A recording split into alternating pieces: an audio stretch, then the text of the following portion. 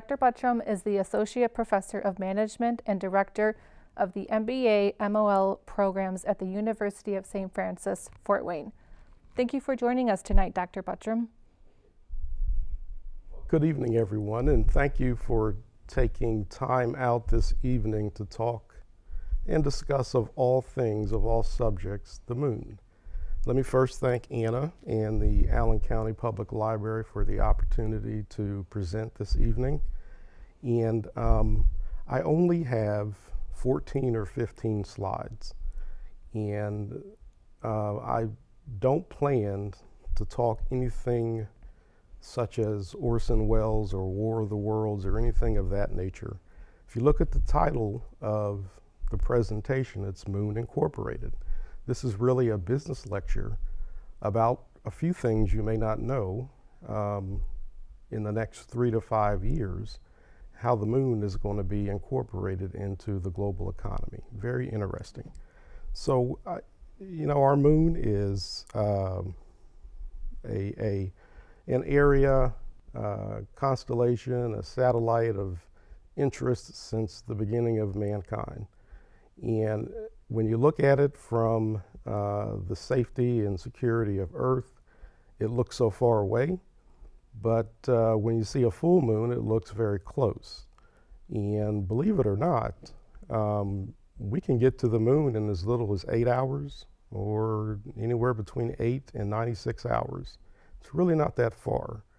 And I will promise you over the next 13, 14 slides that you will learn something new about the moon and what we're doing, we in regards to the United States and other countries around the world, to actually bring the moon into the orbit, so to speak, of the global economy.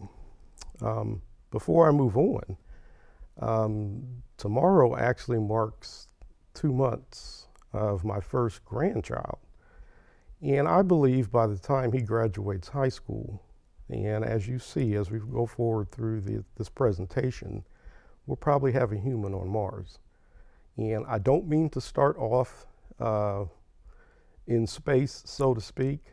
However, I will ramp you up over the course of the next 35, 40 minutes and hopefully generate some questions toward the end. Okay, next.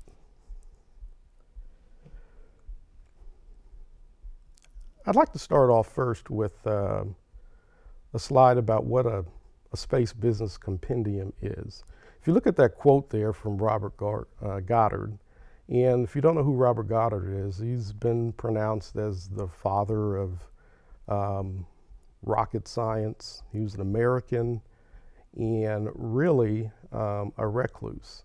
We actually have a Goddard Space Flight Center named after him. But if you look at the quote there that he gave 100 years ago, and every vision is a joke until the first man accomplishes it. And once it's realized, it becomes commonplace.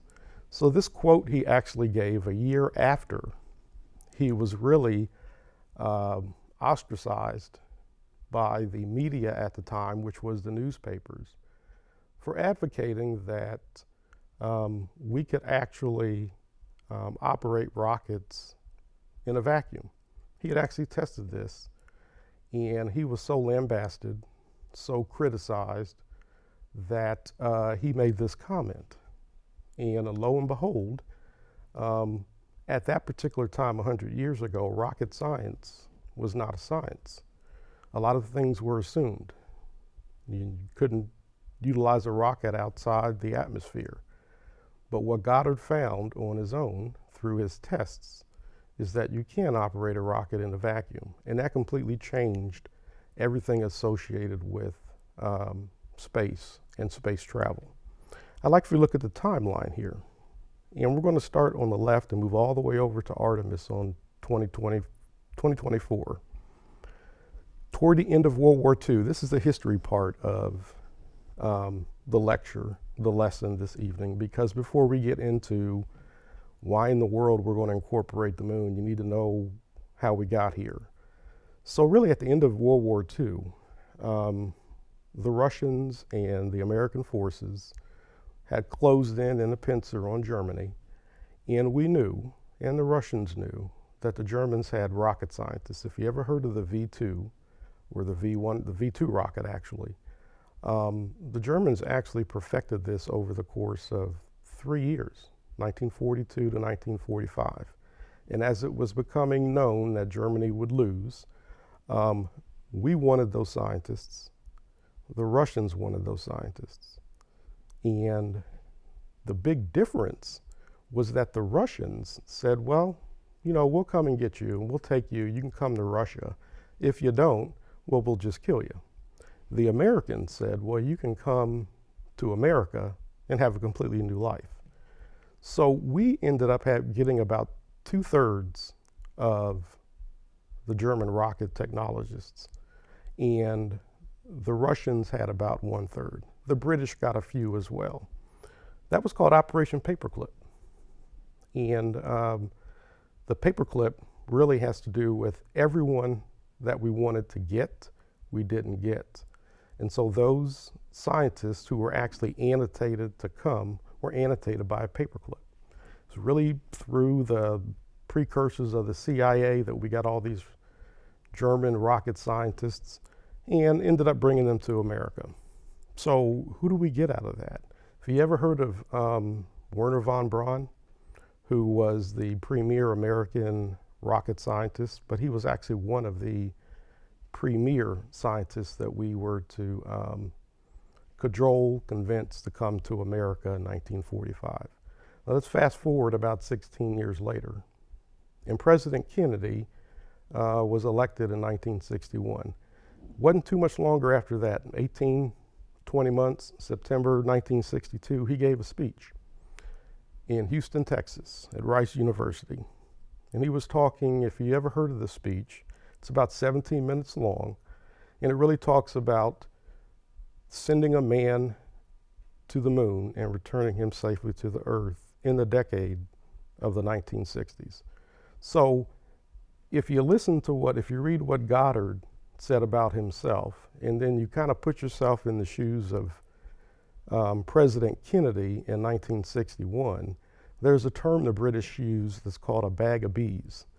The individual, he's a bag of bees, which basically, if you put some bees in a bag, the analogy is that there's only thing running in your head is just some buzzing noises. You can imagine in 1920 what Goddard thought and what people thought of Goddard. You might not have, some may have thought the same thing in 1961 with what President Kennedy was proposing. But it was an excellent speech, and you can actually listen to the entire thing on the internet, but it was very far-reaching, and it's still applicable to today. Look at 1972. So everyone here, I'm sure, knows of Apollo 11 in 1969, the first humans to actually walk on the moon. Well, Apollo 17 was the last Apollo mission and the last humans who ever walked on the moon. It's very interesting, some things that occurred on the last mission, and I'll get to that further in the slide. But you move down to 1981 in the space shuttle. Most of us remember the space shuttle and wonder, of course, even now, 6, 7, 8 years after it's been mothballed, what was the real purpose of it? It was quite expensive. Really now, Elon Musk can do the same thing and has been doing the same thing that the shuttle did, but much, much cheaper. The shuttle mission, there's 135 of them, and each one of those cost about $1.5 billion a piece to launch a shuttle mission. But what the shuttle did, very quickly, was to help build the International Space Station. Fast forward to 2004. Why do I have President George W. Bush up there? Because in 2004, 1 year after we had started the war in Iraq and went to Iraq, President Bush made a major space policy speech, much like President Kennedy did in 1962. And what President Bush said in 2004 was that we are going to completely reorient from what we've been doing with the space shuttle and orient ourselves to the moon and Mars. You may not have recalled this. This was January, February 2004, but it was quite significant. And now we move forward here, about 3 years from now. And we're really going to talk about Artemis, and that's really what this is, Moon Incorporated. Artemis is a project that is going to set Americans back on the moon here within the next 3 years. Next slide.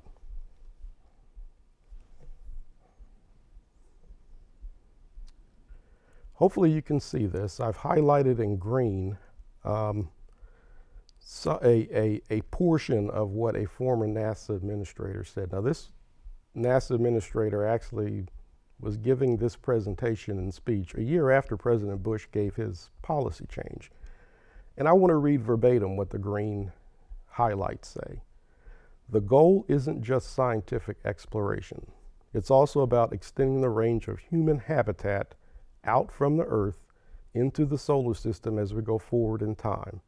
In the long run, a single planet species will not survive. And if you read the rest of that, you're listening to something that was presented and talked about 16 years ago. But it's almost something out of Star Trek Next Generation, the Alien movie series. I mean, what did this man know that we didn't, to actually come up with some words and speech 1 year after the president talked about the change in space policy? The goal isn't just scientific exploration, and it's not. It's really big business. Next slide. Let's talk strategies briefly. A little adage that, it's a combination of adage and just putting the two and two together. Where there are no humans, there is unlimited economic opportunity. You think of Antarctica, or you can think really back to the Louisiana Purchase in our country. So you just set forth, walk forward, you don't have a map. You're really just walking, trekking to determine and see what you can find. And in a sense, the strategies associated with any country, whether it's the United States or whether it's one of the lower tier countries, as we call a third world country, each country has economic, political, and national strategy. And I want to start from the bottom here. So what is an economic strategy? Well, it's foreign and domestic based on applied policy. So every country has an economic policy. I mean, there's absolutely no way that a country can exist from 1 year to another without some type of strategy of trade, of cooperation, of contracts, anything associated with the way the global economy is function and the way it functions now. Every country has economic policy. But I want you to take a look at the middle strategy.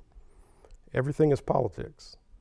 And so combustible combination, politics really drives the national strategy and economic strategy, particularly of the United States, but also of the three other countries who are actually in a race with us to get back to the moon. I'll get to that in a second.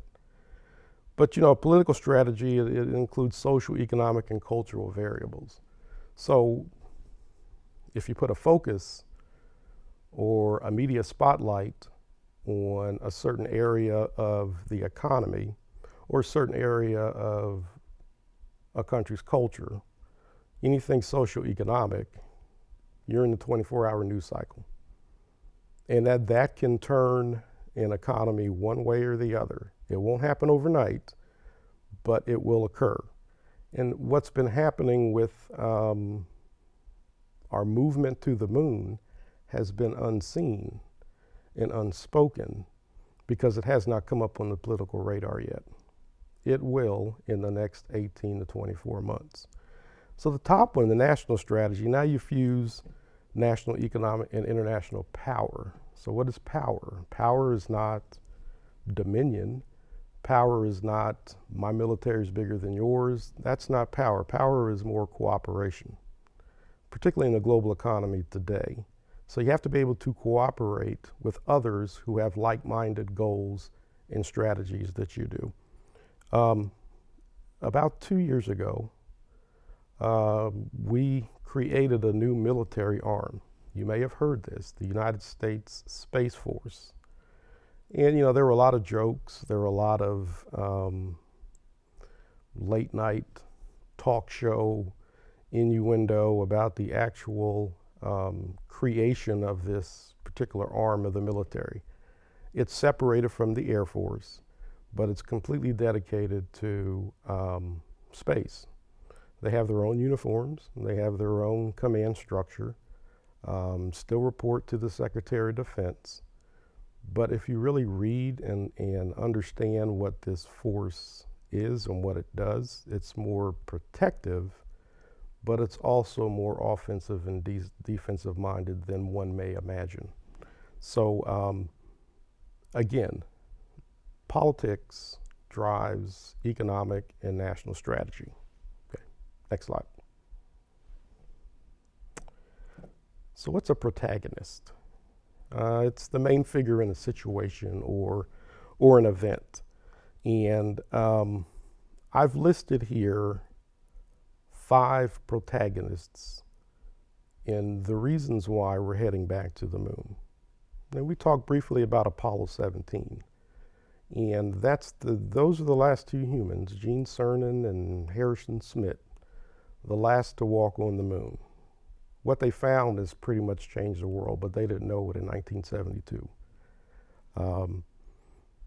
Humans on Earth, we've been living for thousands of years, of course. We know how to use wood to create power, coal. We've learned the profitability and the large use of oil, whether it's a diesel, a kerosene, or gasoline, heating oil, ship oil. All of that equals unlimited economic potential for many countries, but not every country. I want you to look at the green here. And what is a manifest destiny? So manifest destiny was really penned when we, the U.S., purchased the Louisiana territory and just moved west. So a manifest destiny is in a sense a God-ordained movement for dominion. It's really that simple. So why do I have a Chinese manifest destiny?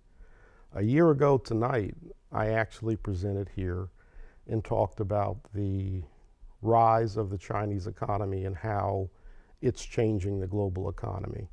Well, the Chinese manifest destiny is much different than even a year ago because their designs and their manifest destiny is not just contained here on Earth.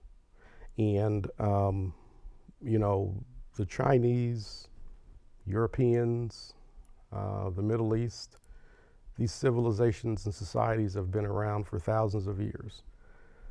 Our country's 245 years old. We're just like a rebellious, rambunctious teenager. And in the view of others who have been here for thousands of years. But this particular teenager is quite bright. Now, all of us have been teenagers. Teenagers may work with teenagers. Sometimes they listen, sometimes they don't. Sometimes they drive you crazy. Sometimes they completely surprise you. And in this sense, China's manifest destiny is thousands of years in the making. Ours was not. What is this? Jealousy, envy on a grand business macroeconomic scale? As we delve further into the slides, you'll see how their manifest destiny is changing how the global economy is working. So the last portion here, fusion technology. So that second bullet there, wood, coal, diesel, gasoline, oil, and then nuclear. So we all know what nuclear power is. You split an atom, creates heat, but it creates waste, but it's much more efficient than carbon. So what is fusion? Well, I'm not a physicist, I'm not a scientist, so I'm going to try to explain this in 15 seconds. So it's not much different than fission. So you have nuclear fission, where you split an atom. Now you have nuclear fusion, but you're actually bringing two elements together. And these elements don't normally, helium and hydrogen, and they don't normally mix. And you have to be able to have a certain portion of cocktail to mix them and make it actually produce energy. But what's interesting about fusion is that it's the most efficient energy source ever created or designed. It is just incredibly difficult to find the fuel for it, and it's incredibly difficult to engineer its use. Next slide. So what is fusion? Well, you need helium-3.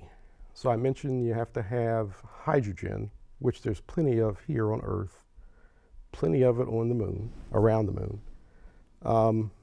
But you need an isotope of helium, not helium that you put in a balloon, but an extract from it, and it's called helium-3. You put those two together and you have a source that's really the power of the sun. It's hard to contain, but it's actually the cleanest, most efficient energy source there is. Apollo 17 found this by accident on their last extravehicular excursion in December of 1972. On their way back, they picked up 75, 80 pounds of moon rock and found some orange-colored dust and just picked it up, quite a bit of it. Now, they didn't know what they had. They brought it back, and it took about 10 years. 10 years to figure out what this stuff was and how it could be used. At that particular time, if you remember the timeline, we were well into the space shuttle then. But that's how we found out what helium-3, we knew what helium-3 was and how it works. But if you look at the fourth bullet there, there's only 15 tons of this on the Earth. And how you make helium-3, you can't make it on Earth. It can't be readily made naturally because we have an atmosphere and a magnetic field. But on the moon, there is neither. So when the sun beams on the moon, it creates helium-3 naturally, to the tune of 1 to 5 million tons of this stuff. And it's not that far on or under the lunar surface. I want you to look at the bullet here. You only need 100 tons per year to produce enough energy for the US. 100 tons. Next time you're watching a train go by at a stop, if you look at two of those covered hopper cars, each one of those can hold about 150,000 pounds, 75 tons. 2 or 3 of those full of helium-3 gas or liquid is enough to power the United States for 1 year. So you're probably wondering, well, if we knew this, how come we haven't been back? We'll get to that in a second. But if you look at this, 1 ton of helium-3 equals 50 million barrels of oil. And it's expensive. He who has it can actually control a completely different global economy. It can replace oil, it can replace nuclear, it can replace solar, but you have to go 250,000 miles away to get it. Next slide. Hopefully you can see this. Helium, it's just abundant on the moon. It's all over the moon, and we found it by accident. When I say we, the United States found it by accident. 2 men found it on their way back and didn't know what it was. But it's not too hard to mine. Mining on the moon is not much different than mining on the Earth, except you can't walk around in shorts and a hard hat there's no atmosphere, and there's a lot of radiation. But the helium-3 is not too far below the surface. It's only about, from the surface, at the most, about 6 to 8 feet under the surface. So how you mine here on Earth is how you would mine helium-3 on the moon. But what does that include? Mining, you have to be able to get to the moon. The production of the mining and actually converting the helium-3 into a gas or a liquid, getting it back here to Earth, and then constructing an apparatus or a system to continually mine this. There's a race going on right now that you have not heard of and that you have not seen yet because the media has not captured it. There are 4 countries in a race, and we're one of them, to go back to the moon and get helium-3. He who holds helium-3 holds a completely new economic lever on a global economy. I'd like to look at the bottom 2 here. Well, the Human and Explainable Autonomous Robotic System. That's a NASA term, okay? It's the acronym is HART, but really what it is, it's robotics, and it's how to train robots to help mine much more efficiently than a human can. So helium-3 again can be converted to liquid or gas, and that's how you would get it back here to Earth. Next slide. I have a few slides on Baron von Clausewitz. I talked about him about a year ago. And who was Clausewitz? So he was a Prussian general, much like Sun Tzu, but he was a military thinker and theorist, and you're probably wondering, why are you talking Clausewitz and the moon? I'd like for you to look at this quote from Clausewitz. The key part of that is if you know how to organize yourself, where you don't even have to make any type of outward or external move, and you actually stop your enemy before they can even get started. Clausewitz and Sun Tzu had kind of the same ideas, except Clausewitz was a little more vocal, and a lot more vocal and a lot more animated about his theories. So when we look at Clausewitz, we're gonna ask the what, the why, the how, and the when in the remaining slides. But what is the what? I mean, what's the point? I mean, what is the point of going 250,000 miles away to get something that, do we really need it? I mean, we're doing just fine here with oil and solar and everything green that we're talking about, but what's the point of going to get this? And what's our role in it? What's the need? Do we actually need it? How much is it going to cost for us to get it? Well, it's not only helium-3. There's water on the moon in the form of ice. And where there's water, a human can live. And to live and operate in deep space, NASA also has a plan on this last bullet to use all of this technology that we're planning to implement in mining on the moon as a stepping point to Mars.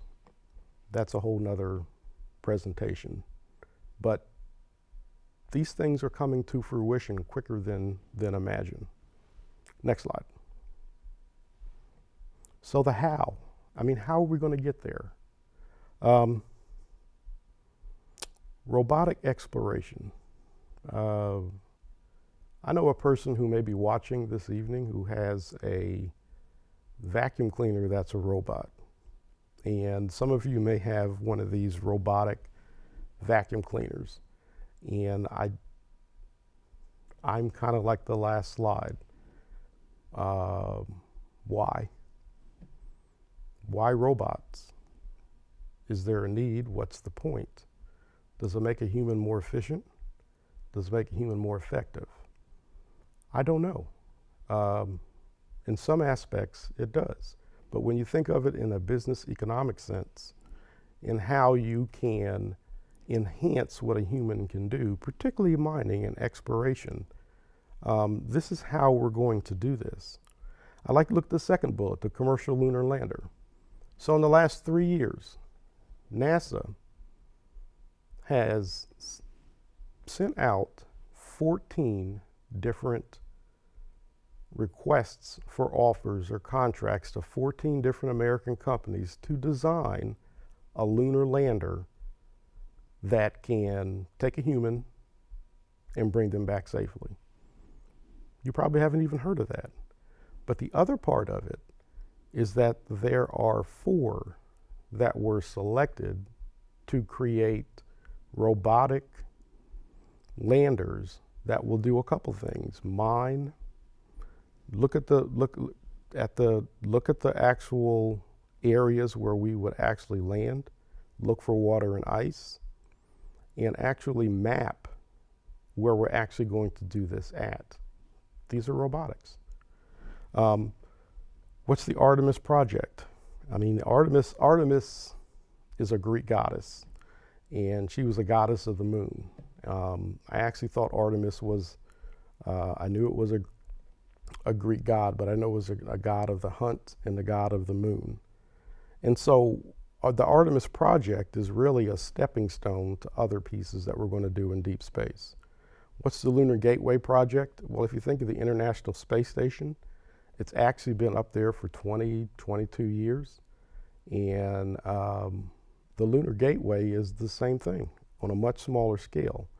It'll be a stationary space station that orbits the moon, kind of like a truck stop.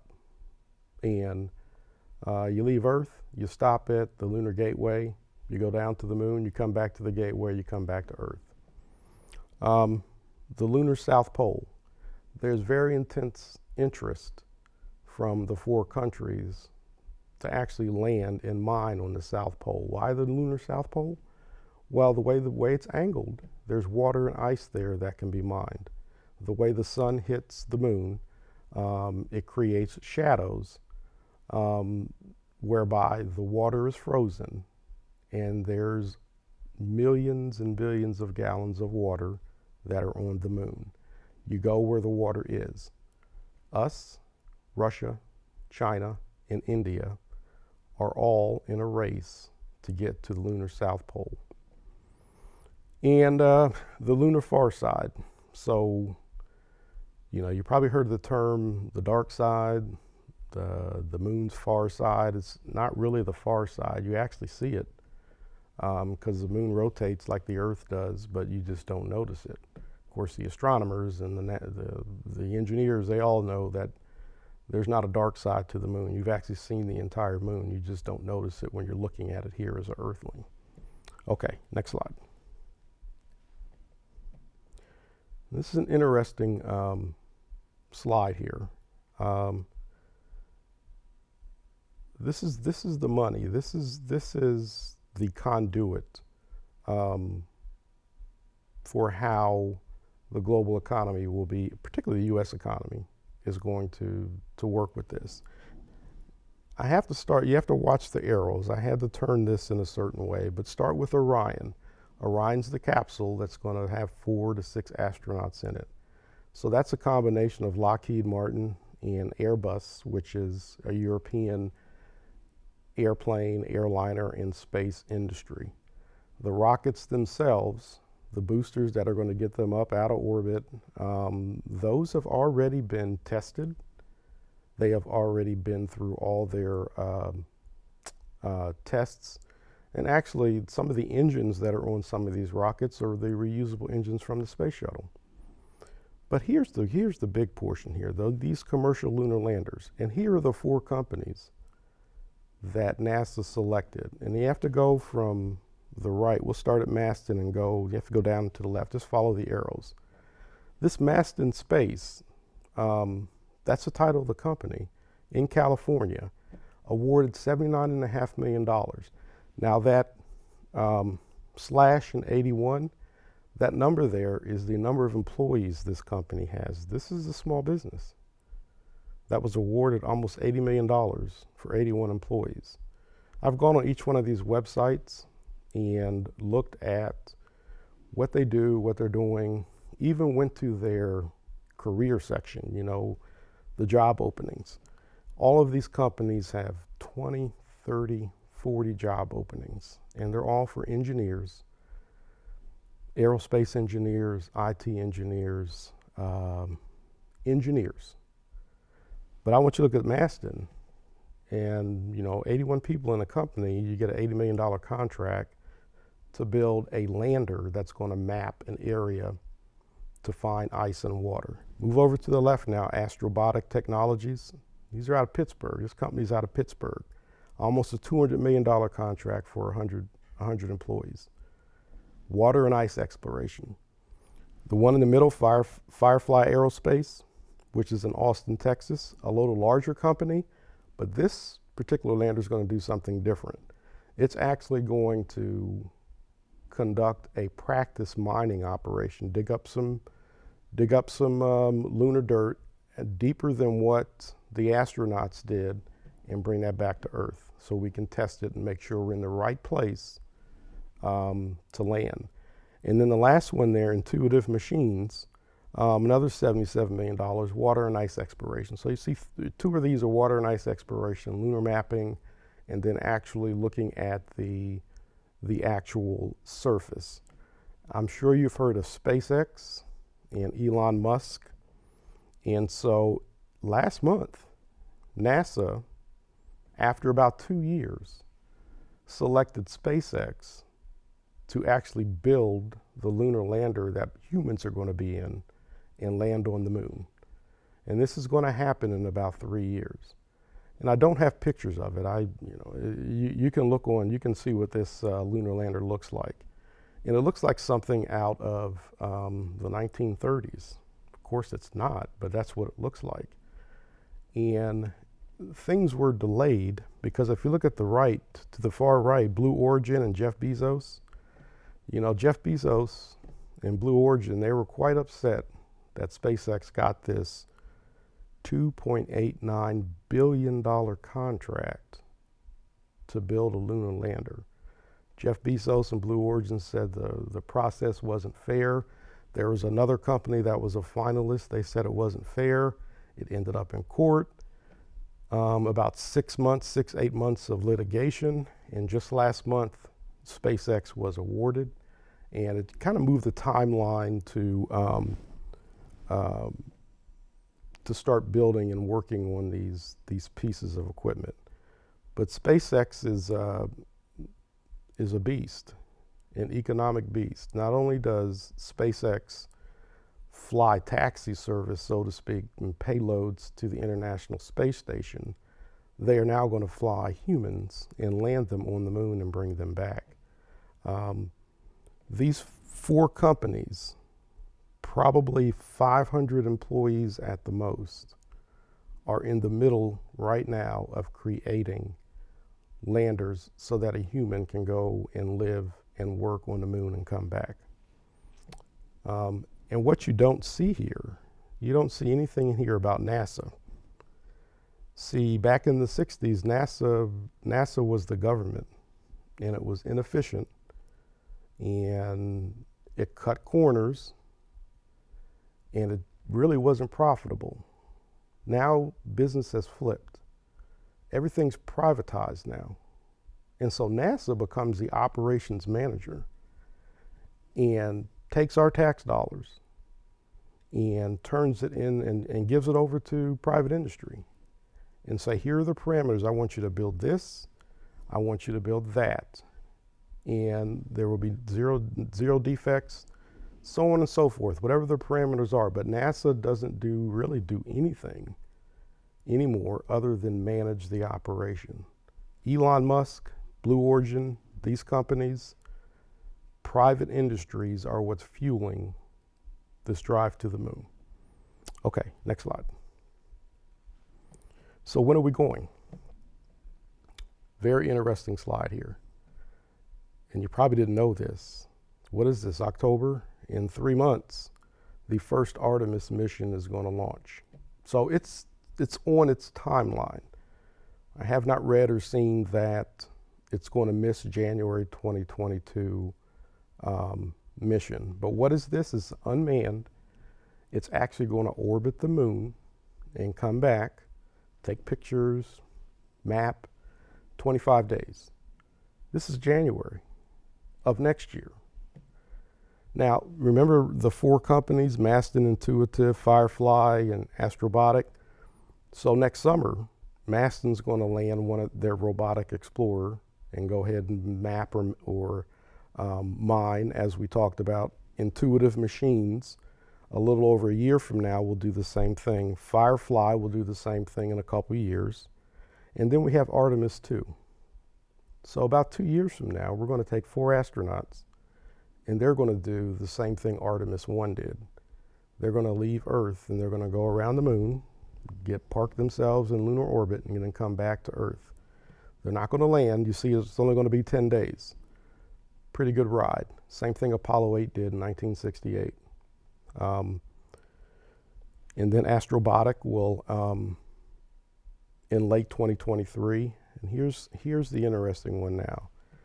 So the Artemis 3 mission is actually the lunar landing. It was really set for September 2024, but because of this arbitration and things and timelines got moved, it's looking like it's going to be April of 2025.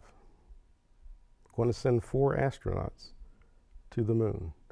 2 of them will go on the moon, 2 of them will stay in orbit. A 30-day mission. They won't be on the moon for 30 days, but the mission will be 30 days. Ladies and gentlemen, that's 3.5 years from now?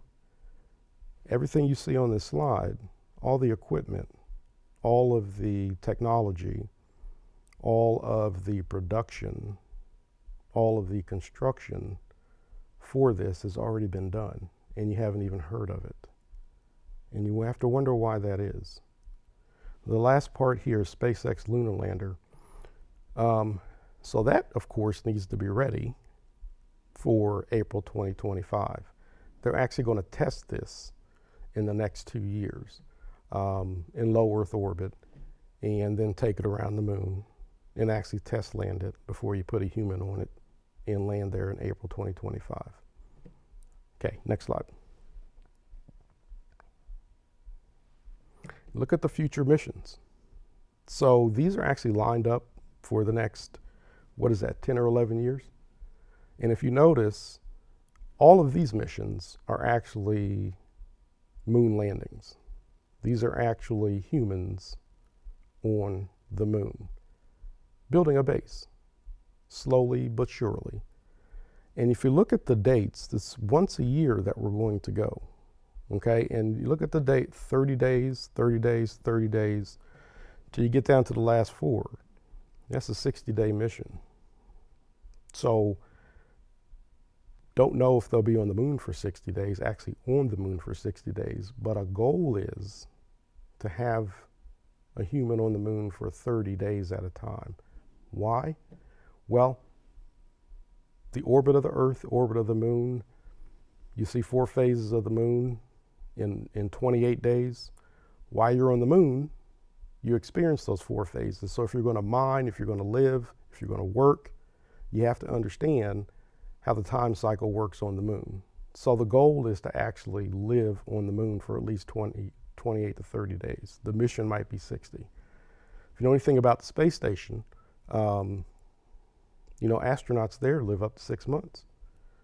And you wonder why they're going up for 6 months. Now I talked about, next slide.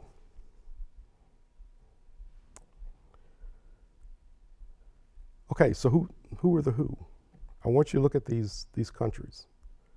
You know us. So, we had Space Shuttle, 2 space stations.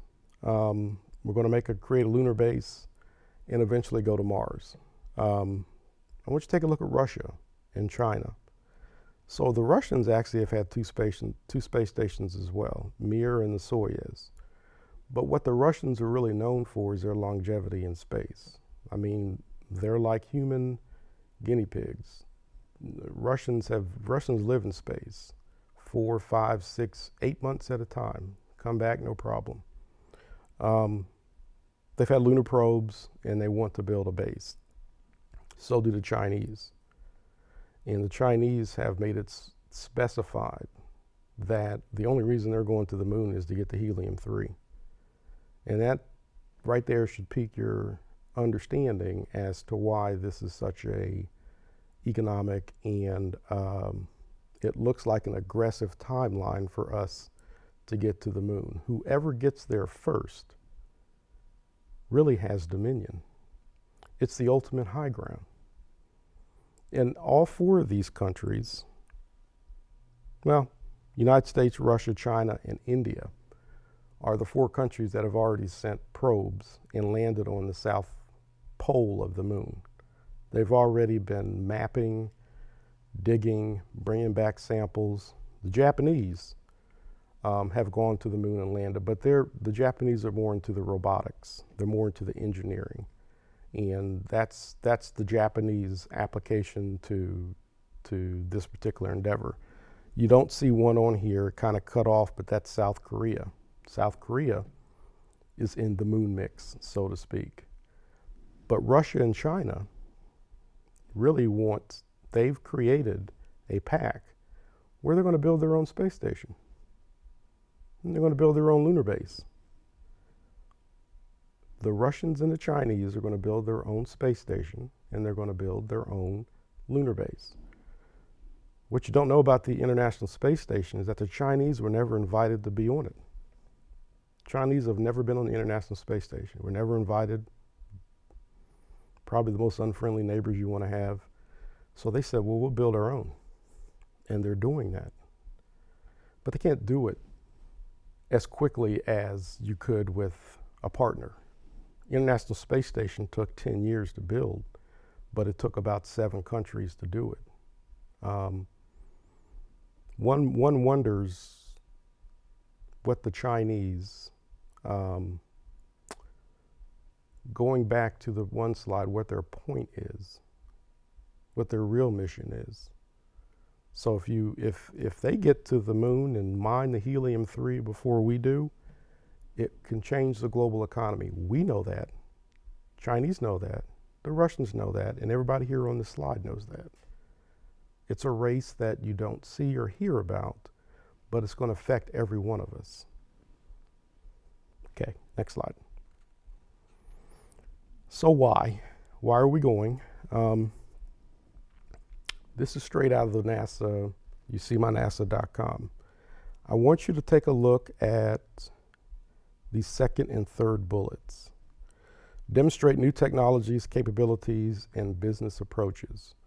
Expand our U.S. global economic impact.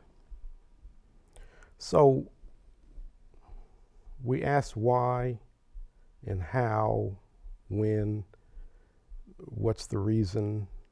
The what and the why can be, you can kind of put them together, but the why the intense focus on this is that it's not much different than finding an oil field on Earth that no one else has ever mapped.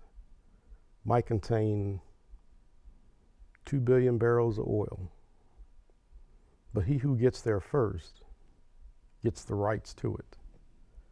So the moon is much like Antarctica. There's an Antarctica treaty where there's no one country that can claim Antarctica. So there was a pact way back in the late 50s that no one country can own any land on Antarctica. It makes you wonder, will that be required for the moon? It seems these 4 countries, including us, are going at one specific spot, and that's the South Pole. The moon is big. You can have 4 different countries on the south lunar pole, but he who brings back the helium-3 and changes the global economy first then becomes the forerunner and the front runner of whatever the global economy is going to look like 50, 100, 1,000 years from now. It is a definite race. It's very interesting. And all of this was started by an accidental find in 1972. And that last bullet there, I put that in there. If you read that, you might be able to guess where that came from. And so what's the day? Wednesday, I think it was last week. A 90-year-old man, William Shatner, Captain James T. Kirk, blasted off into space and came back. And he's been talking about it and how amazing it was. But here's a man who 55 years ago was playing a Starship commander in backlots of California, and here he is now at 90 years old getting the opportunity to go in space. That actually quote right there, that's from Star Trek. It's from the moniker when it first comes on. But now that makes me wonder, and it probably should pique your interest, that if you make it to 90 years old, I mean, William Shatner makes 90 look like the new 70. I mean, he got off the the spaceship and walked around and just was bouncing around at 90 years old. And I wonder where, if the good Lord gives me 90 years, what in the world our world will look like at that particular time. Will the moon become a tourist destination? Can you take a ride up in space and make one orbit and come back? Much like a trip to anywhere here on Earth. We don't know. But what's interesting about this, and the last bullet there, is that the moon is not the destination. NASA actually says it in every one of their plans, including the Artemis Plan. The moon is not the destination, it's just a waypoint. Because the big money, the big economic impact, the Lewis and Clark expedition is Mars. And you may not know, but the United States has landed, I had it here, and forgive me if I'm wrong, but I do believe it's 12 landers that we've landed on Mars, including the latest one that's flying helicopters around and such. What are they looking for? What have they found? It's almost like the same thing when we went to the moon. What are you looking for? You know, it takes 6 months to get to Mars. Well, if you can live on the space station for 6 months, maybe you can hitch a ride for 6 months to Mars. Why in the world would you go to Mars? This is the end of my presentation, but it leads to the same thing here. Why in the world are we going to the moon? Next slide. I think I did have a slide of references that I wanted everyone to see, and I didn't put it into the updated presentation, but the references were really the 4 companies who were creating these lunar landers. And actually, there's 4 sites that are actually the space agency for China, Russia, India, and Japan. Interesting to look at their websites and see what they're doing, and then compare them to what NASA is doing. And it looks like we're all doing the same thing cooperatively, but we're not. It's really who's going to get there first, and who's going to be able to stake a presence there first and attain the gold. The gold is helium-3. It will completely change the global economy. And again, it's notoriously difficult to create a fusion reactor. We can create nuclear reactors, but a fusion reactor, they have been built, but it's really an uncontrollable source that you have to figure out how to use. But the hard part is not that. The hard part is getting the fuel to make it work, and we're going after it. Thank you so much, and I hope that you learned something different this evening about the moon itself, other than looking at it on a full moon night, a harvest moon, a blood moon, a blue moon. In 4 or 5 years, you look up there and you'll say, there's somebody up there, and they're looking at us. So thank you so much, and I really welcome any questions that you have. Thank you. Great, thank you so much. I find it fascinating that the news hasn't been covering this as much as it should. Mm-hmm. If we're going to be, going to the moon in just a few years, I find that really interesting. Mm-hmm. Do you know, do you have any idea of why we haven't been covering it? This is just my take. Yeah. It's a 24-hour news cycle. Mm-hmm. And whatever's the news is for the day, whether it's the border, whether it's Afghanistan, whether it's inflation, whether or not the stores are not going to have any toys for Christmas, or the supply chain, it's a 24-hour news cycle. Mm-hmm. And so buried under the 24-hour news cycle are actually monumental projects such as this. This has been in the works for 4 or 5 years, and you haven't really heard about it. You have to read about it. You have to dig in and read about it.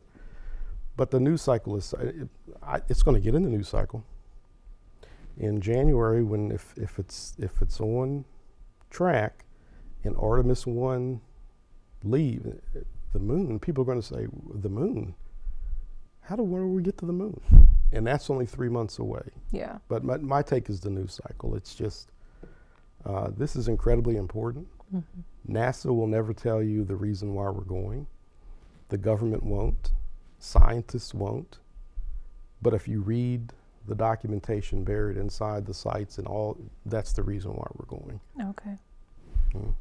Okay, some questions from the chat. Mm-hmm. Where are the Earth's helium-3 reserves located, and who possesses them?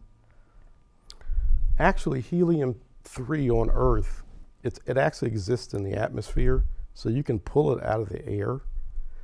It's hard to find on the ground. It's normally places that are rocky, like out in our western Utah, Arizona, places like that. It's where the sun can beat down long enough. Think of Arizona, mm-hmm. or Las Vegas, where it's just burning hot. Well, places like that on Earth, or even the Sahara Desert, where the sun can get in and enough radiation can hit and create it, that's where it is. But there's not much of it, because the atmosphere and the magnetic field of the Earth makes it bounce back off. So some gets down, but not like the moon. The moon, the entire moon is covered with this stuff. Yeah. And because there's no atmosphere, there's no magnetic field, and the sun just, it's the sun's rays, the fusion of the sun creates the helium-3. Mm-hmm. And if you don't have an atmosphere, it's there for the taking. It's complex, but it's really not that complex. Yeah. Okay. Another question is, if countries can hardly get along on Earth, how would it work in a setting someplace like Mars? My personal opinion is that it won't. My professional opinion is that it must. And much like the Antarctica Treaty, there are going to have to be some responsible nations, and probably these 4, us, China, Russia, and India, that whoever gets there first, and I think it'll be us, is going to have to bring in the other 3 and say, when you all get here, you cannot partition the moon, just like you couldn't partition Antarctica. I mean, we got to be responsible with this. And you can't militarize it, mm-hmm. even though it will be. Yeah. We'll never know it, but it will be. I don't think we can, particularly with the global economic battle that's been going on between us and China for the last 20 years. It's really been exacerbated the last 5. We don't like China, they don't like us. We have to get along. Mm-hmm. There's no way around it. They need us, we need them. But that doesn't mean they're going to stop trying to surpass us. Yeah. And if they have to use the Russians to do that, they'll do that. And the Russians, the Russians will find ways to just irritate us because they want to, and they can. They cannot, the Russians cannot outpace us or in any area, and they know that now. The only ones that can do that are the Chinese. Mm-hmm. I'm not worried about this, because I think we'll get there first. Yeah. And because we're the responsible ones, and we've been there, and we get there first. Again, it's the ultimate high ground, and if you have it, then you can control, in a sense, everybody else that comes after you. Chinese get there first, that's a problem. It's a big problem. And the reason why you don't hear a lot about it on the news, if you read enough and you dig down enough, it's there. It's just it's not in front of your TV. No one really cares right now. Yeah. Until it gets politicized. Mm-hmm. And I see that occurring probably closer to the 2024 election, when you see us going up. Why are we going to the moon? We've gone twice now. What's going on? And then we'll pay attention. Yeah. Mm-hmm. Okay. Another question is, what does the China and Russia timeline look like? Do you have any ideas on that? To the moon, or to the space station? Maybe building a space station? Let's say either. The Chinese timeline to the moon is 2026. Oh. So their space station is a year before that. So they're going to start to build the space station. It'll take them a while to build the space station. But you can get to the moon pretty easily. Yeah. It's not hard to get to the moon. It's really not. It's simple geometry, but to actually land on it and leave it and come back is a completely different story. You can get to the moon and land. It's getting back. That's the tough part.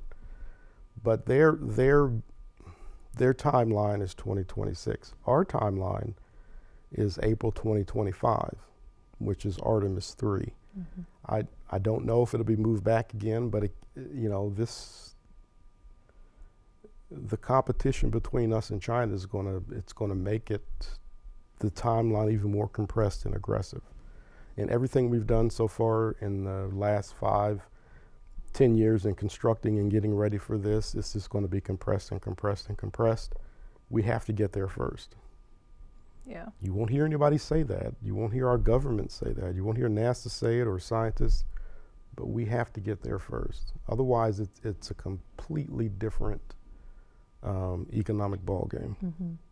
and not a good one for us. Yeah. Yeah. Okay. What about, has nuclear fusion been accomplished? It has. The British, the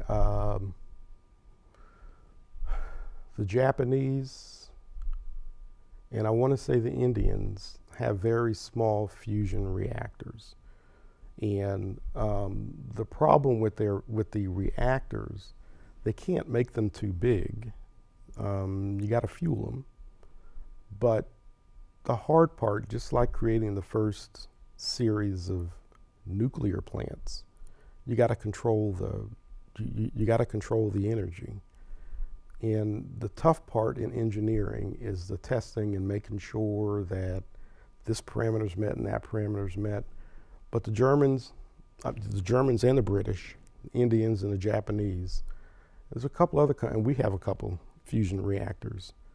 But the technology is such that it's almost, well, why do we need to put money into it if we're not going to use it? If there's only 15 tons of the stuff on Earth, why do we put resources into building something that is so exacting that it's not even worth it?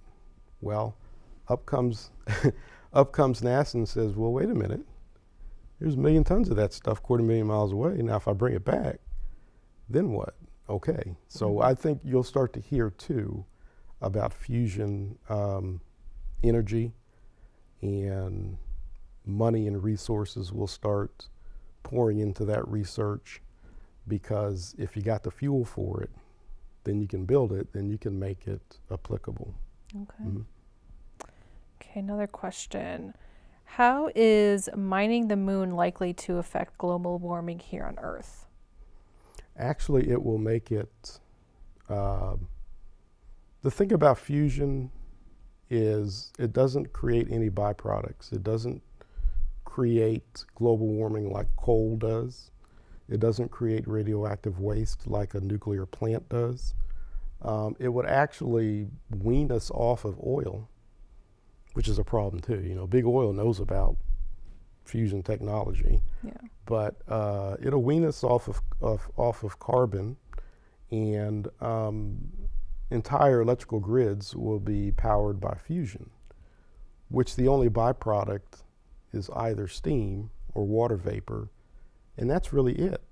So to answer the question, it will reduce significantly greenhouse gases, the greenhouse effect, pollution, but that's going to take some time.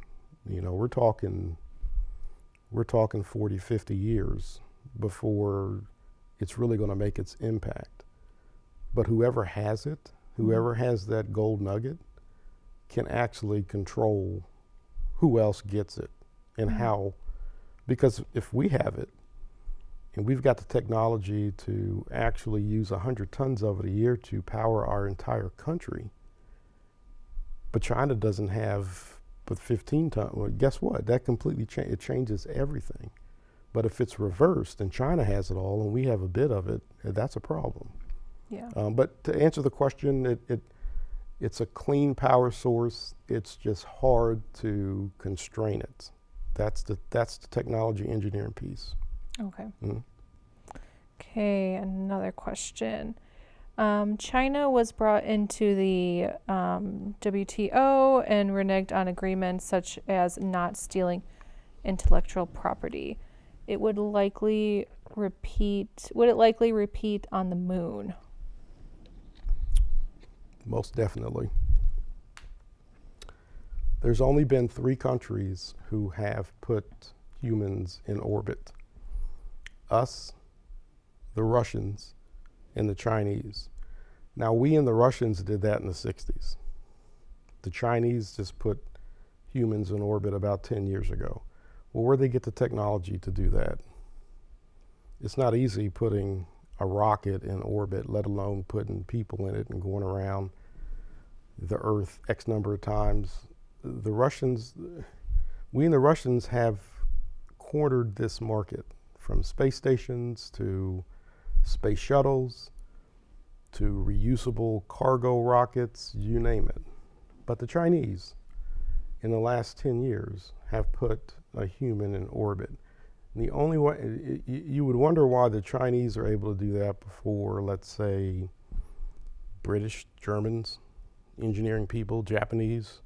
I'm not trying to be crass or anything of that nature, but we know that China steals our technology. We know China steals other countries' technologies. That's just part of the game. It's part of the business. And we know that for them to get to the moon and want to do the exact same things that we want to do, and if you go to their Chinese Space Agency website and you look at what they're doing, you think it was a NASA site.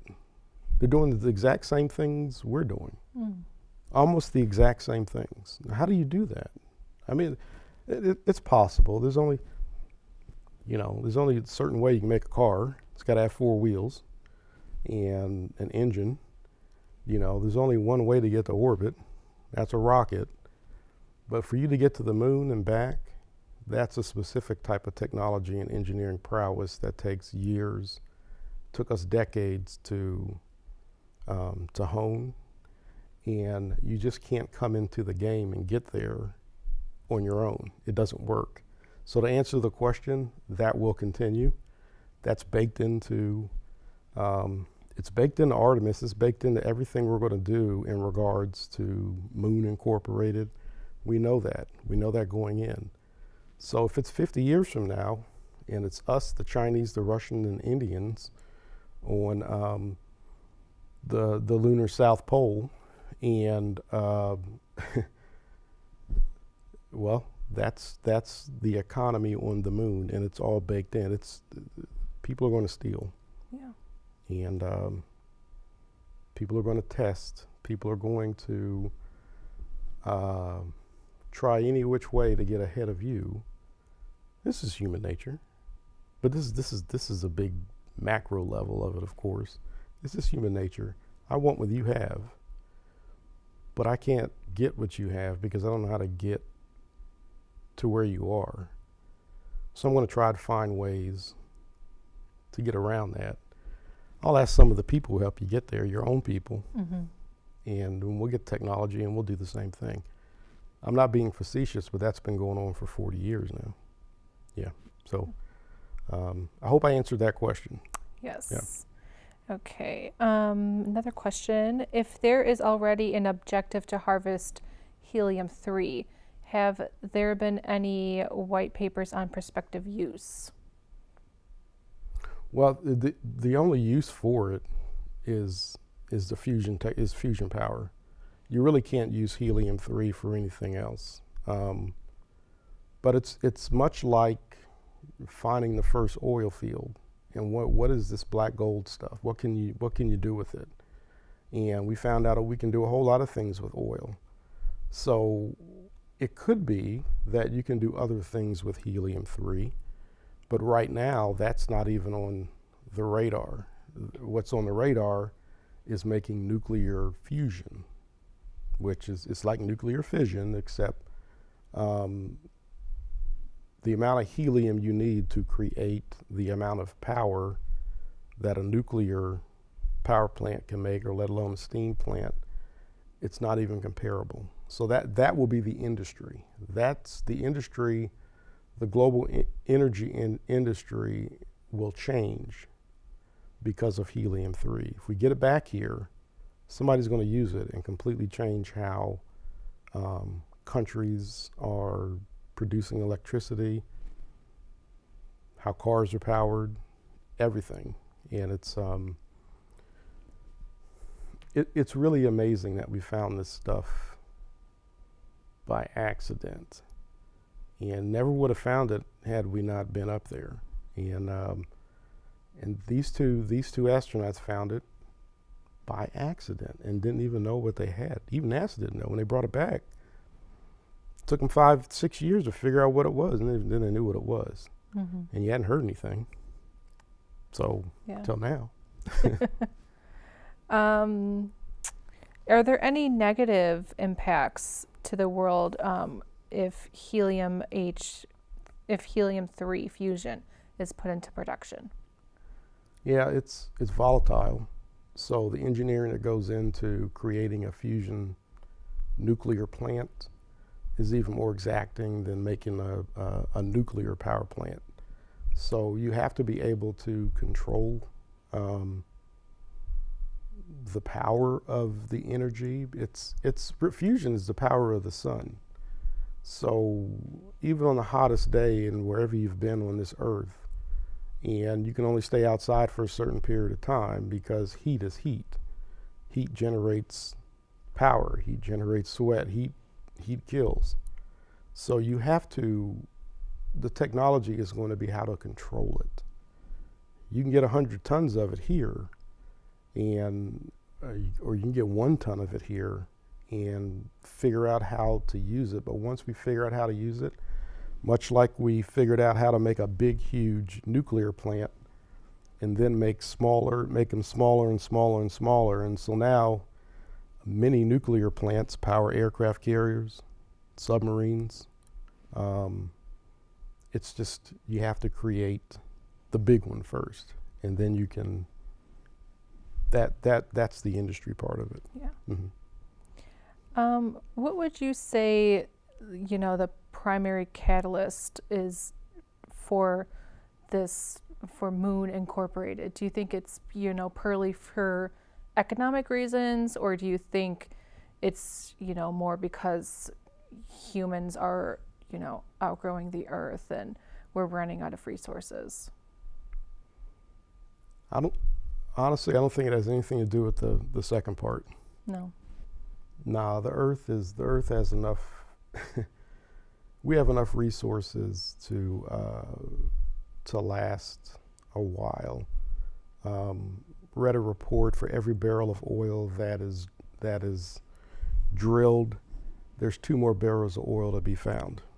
So, and for the person that asked that question, for instance, underneath the Gulf of Mexico, a mile below the bottom of the Gulf of Mexico is 2 billion barrels of oil.